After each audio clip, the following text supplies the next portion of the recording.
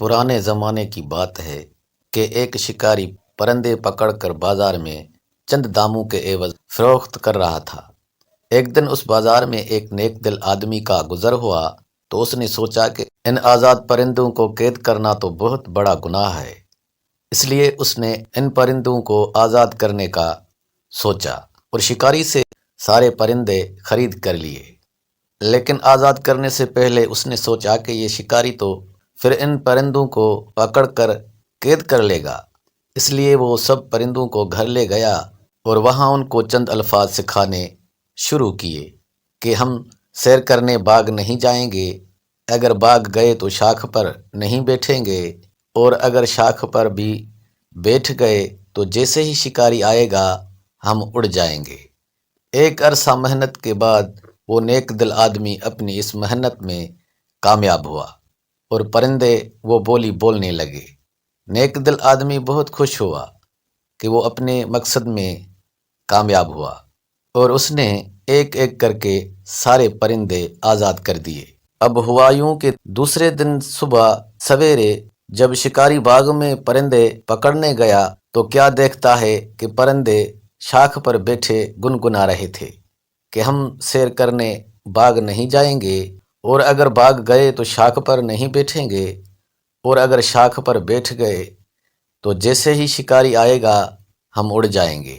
شکاری یہ دیکھ کر بہت خوش ہوا کہ اب تو ان پرندوں کی وہ منہ مانگی قیمت وصول کر سکے گا، اور یوں اس نے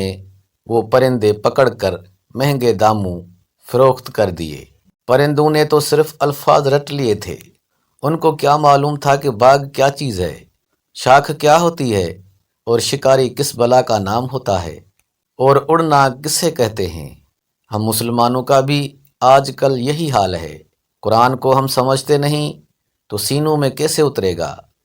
بس رٹے رٹائے الفاظ ہیں جسے ہم نماز میں پڑھتے ہیں، برکت کے لیے پڑھتے ہیں،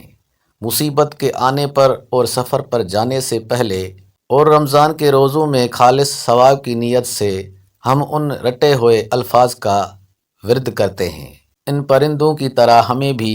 قانون کے اس کتاب کی سمجھ ہی نہیں کہ اللہ تعالیٰ نے اس میں ہم سے کیا مطالبات کیے ہیں،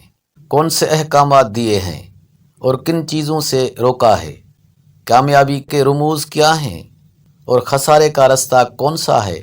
ہمارا دوست کون ہے اور ہمارا دشمن کون ہے۔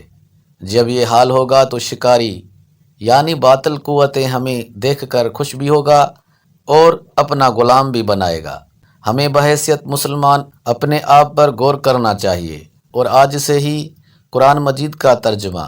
خود بھی پڑھنا شروع کر دینا چاہیے اور اپنے بچوں کی پڑھائی کا بھی لازمی حصہ بنانا چاہیے۔ دیکھنے اور سننے کا بہت بہت شکریہ۔ اللہ حافظ۔